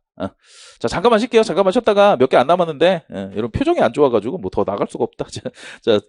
잠깐만 쉬었다가 이제 이어서 설명하고 풀고 또 뭐 이렇게 나가도록 할게요. 그죠? 자, 이제 17번 볼게요. 17번 빨리 합시다. 빨리 하고 이제 문제 풀고 이제 그럽시다. 예. 생각보다 좀 빨리빨리 나가도 되겠다.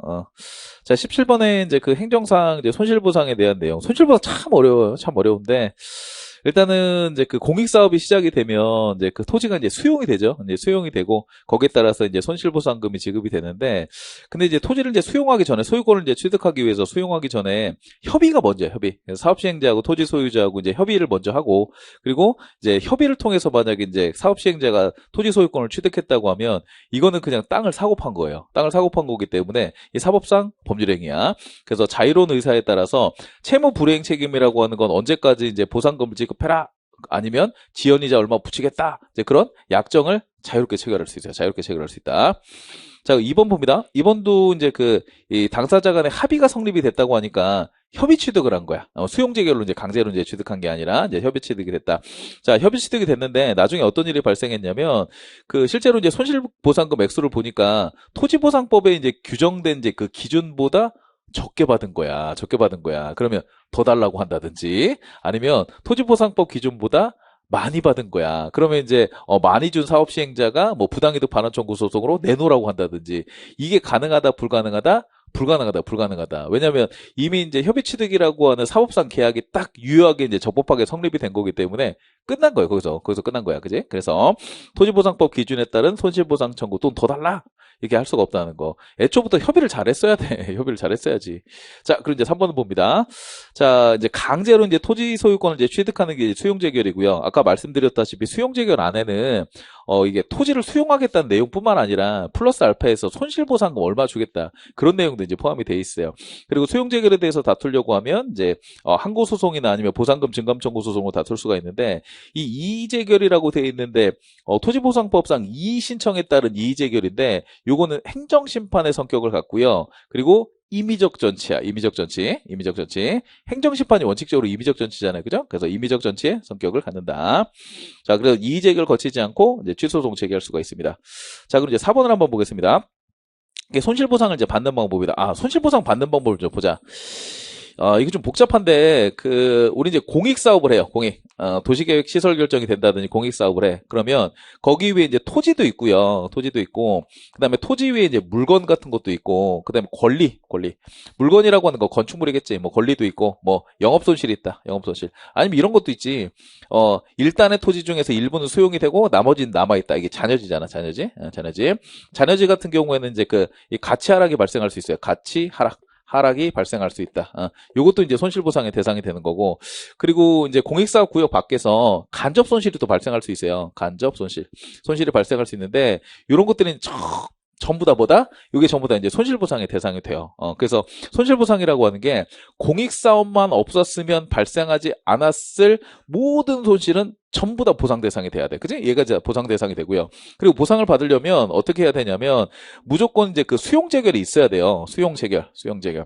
수용재결은 이제 사업 시행자가 신청하죠. 사업 시행자가 토지수용위원회에 이제 신청을 하게 되는데, 수용재결이 있고, 그러면 이제 수용재결이 나오게 되면 아까도 말씀드렸다시피 수용재결이 이제 어떤 토지를 수용한다. 그리고 손실보상금 얼마 준다. 이렇게 이제 책정이 되거든요. 여기서 말하는 손실보상이라고 하는 거는 뭐 토지 얼마 주겠다, 물건 얼마 주겠다, 권리 얼마 주겠다, 영업손실 얼마 주겠다, 잔여지 가치하락 얼마 주겠다, 간접손실보상 얼마 주겠다. 그런 것들이 전부 다 항목별로 다 들어가요. 항목별로 들어가서 이렇게 이제 수용재결을 통해서 손실이 보상이 되는 거고, 그리고 이의 신청은 요건 이제 행정 심판에 해당이 되고요. 심판에 해당이 되고, 거쳐도 되고 안 거쳐도 되고, 이거 뭐 임의적 전치에 해당이 되고, 그리고 이 수용재결 자체에 대해서 다투려고 하면 이제 항고소송으로 다투면 되는 거고, 수용재결 중에서 만약에 이제 그게 그래 손실보상액만 다투려고 하면 이제 보상금 증감으로 가는 거죠. 보상금 증감으로만 간다. 그치? 요런 구도예요. 요런 구도. 자, 뭐 하려고 이렇게 설명했지? 그래. 4번, 그래서 공익사업 시행으로 건축허가 등 관계법령에 의한 절차 진행 중에 사업이 폐지가 됐다. 이게 공익사업만 없었으면 사업 폐지가 안 됐을 것을 공익사업 때문에 사업 폐지가 발생했으니까 당연히 손실보상을 청구해야 되는 그런 사례예요. 그럼 손실보상을 어떻게 청구해야 되느냐? 수용재결부터 있어야 돼, 일단. 이게 소위 말하는 처분연급부예요. 처분연급부이기 때문에 수용재결이 있고, 그리고 이제 수용 재결에서 이제 보상 액수가 정해지면 손실보상금을 더 받고 싶다? 보상금 증감 청구 소송으로 가야 돼. 보상금 증감 청구 소송은 형식적 당사자 소송으로서 행정소송입니다. 행정소송. 그래서 민사소송 절차가 아니라 이제 수용 재결 받고 보상금 증감 청구 소송이라고 하는 행정소송 절차로 가야 된다. 그 틀린 질문이죠. 자, 이제 정보 공개에 대한 내용을 보겠습니다. 자, 1번을 보겠습니다. 이제 진행 중인 재판에 관련된 정보. 자, 원칙적으로 이제 비공개 사유인데, 근데 진행 중인 재판에 관련된 정보란 도대체 뭐냐? 비공개 대상이 뭐냐? 일체 정보를 얘기하는 것도 아니고요. 그 다음에 소송 기록 자체에 포함된 것만 의미하는 것도 아닙니다. 그럼 뭐가 도대체 비공개 대상으로서 진행 중인 재판에 관련된 정보냐면, 그러니까 재판의 심리나 결과에 영향을 미칠 우려가 있는 정보예요. 그게 일체 정보를 얘기하는 것도 아니고 소송 기록 자체에 포함이 안 돼도 상관이 없어요. 어쨌든 심리나 결과에 영향을 줄 위험이 있는 정보 같은 경우에는 비공개 대상에 해당이 됩니다.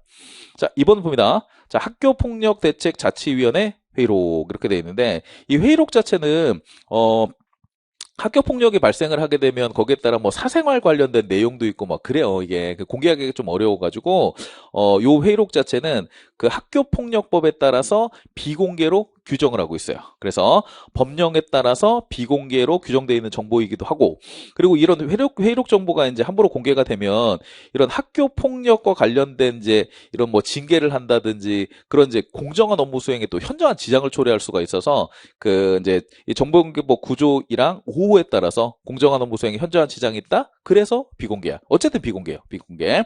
그래서 우리 정보공개가 나오면 그 어떤 사유 때문에 비공개까지는 사실은 암기 안 해도 돼요. 거기까지 안 해도 되는데 공개냐 비공개 정도는 암기를 해야 돼요.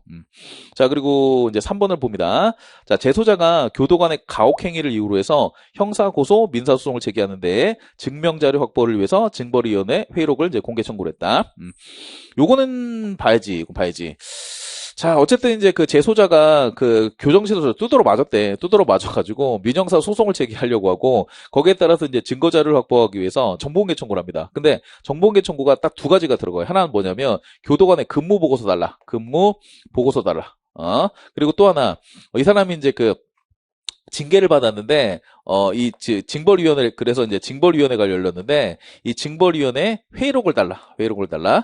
자, 이런 식으로 이제 두 가지 그 정보에 대해서 공개 청구를 해요. 결론은 어떻게 됐냐면 교도관의 그 근무 보고서 같은 경우에는 뭐 이게 일지처럼 돼 있어서 언제 출근했고 뭐 사동을 언제 이제 순찰을 했고 이 정도 내용이라서 교정 업무에 현저히 지장을 주진 않거든요. 그래서 이건 공개로 결정이 됐고, 그리고 징벌위원회 회의록 같은 경우에는 요게 이제 그 부분 공개 결정을 받았어. 부분 공개. 어떤 식으로 부분 공개 결정을 받냐? 회의록에 딱 내용을 읽어보니까 실제로 이제 그 징벌 절차를 진행한 부분, 징벌 절차를 진행한 부분이 뭐냐면, 그러니까 징벌위원회 이제 위원들하고 그다음에 그 이 징계 대상이 됐던 사람하고 이게 뭐 문답을 하거나 아니면 뭐 응답을 하거나 그런 내용들이거든. 근데 어차피 이거는 이 징계를 받은 사람이 자기가 참석을 해서 질의응답을 받은 거기 때문에 굳이 비공개를 할 필요가 없는 거야. 이게 공개예요, 공개인 거고. 그리고 징벌위원회 회의록 중에서 그 징벌위원회 위원들이 지들끼리 비공개로 심리한 부분이 있어요. 비공개 심리한 부분이 있어. 심리.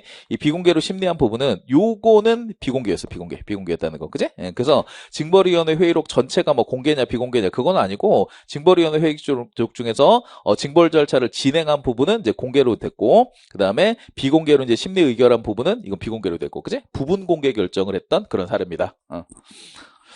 자, 그리고 이제 4번을 한번 보겠습니다. 정보 공개를 위해서 법률의 구체적인 위험 없이 어쩌고 교육 공무원 승진 규정은 근무 성적 평정 결과를 어쩌고 거부할 수 없다고 되어 있는데, 자, 우리 이제 법령에 따라서 비공개로 지정이 되어 있거나 법령에 따라서 비공개를 하려고 하면 일단 법률이거나 아니면 법률의 위임을 받은 대통령령이어야 돼. 대통령령. 그러니까 총리령 불용도 안 되고요. 그리고 모든 대통령령이 아니라 법률의 위임을 받아서 대통령령이 만들어졌다고 해서 전부 다 가능한 건 아니고, 정보 공개 여부에 대해서 구체적으로 위임을 받아야 돼. 이를테면 법률에서 정보 공개 여부는 대통령령으로 정해라. 이게 정보 공개를 딱 찍어가지고 구체적으로 위임을 받은 대통령령에 근거해서만 비공개가 가능해요.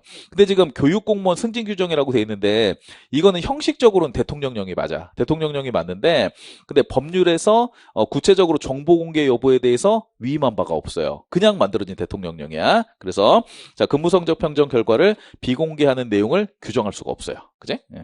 그래서 이거 공개해야 돼요. 공개.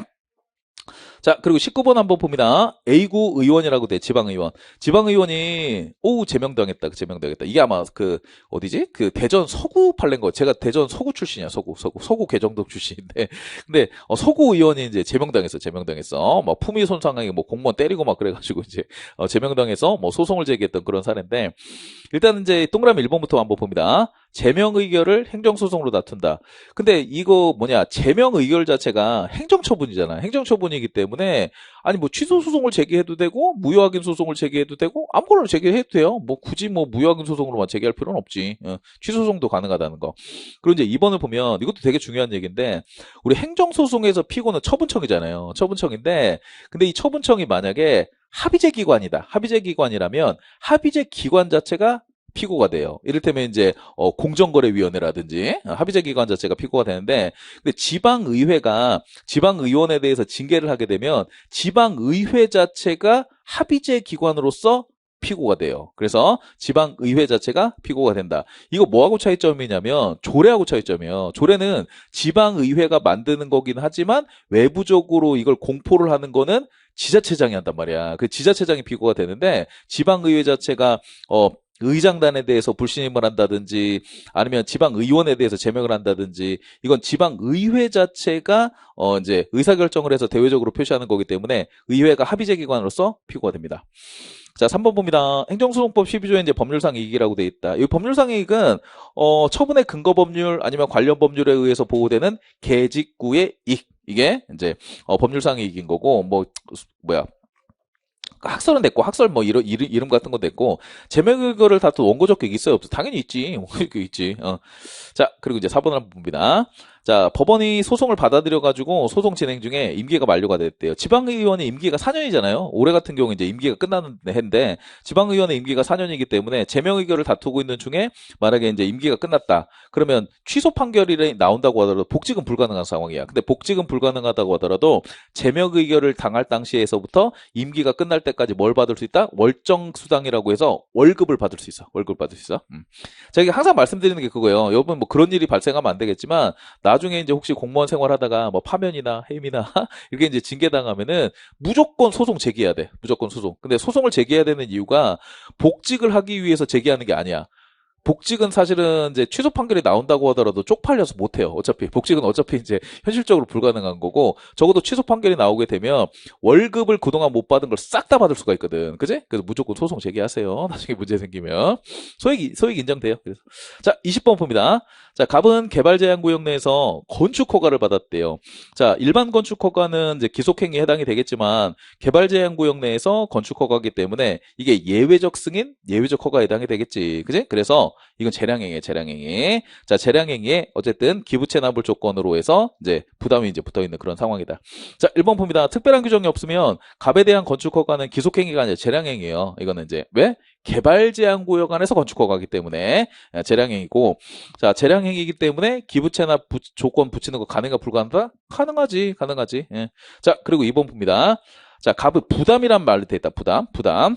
자, 기부채납 조건에 대해서 불복하지 않았다. 이행하지도 않았다. 자, 기부채납 조건에 대한 기관이 경고했다. 건축 허가는 효력이 상실이 된다고 돼 있는데, 자, 우리 부담의 법리야. 부담. 자, 부담이 부담상 의무를 불이행했다고 해서 주된 행정행위의 효력이 상실이 되나요? 그렇진 않지. 예. 이거는 이제 주된 행정행위를 철회할 수 있는 그런 사유가 되는 거예요.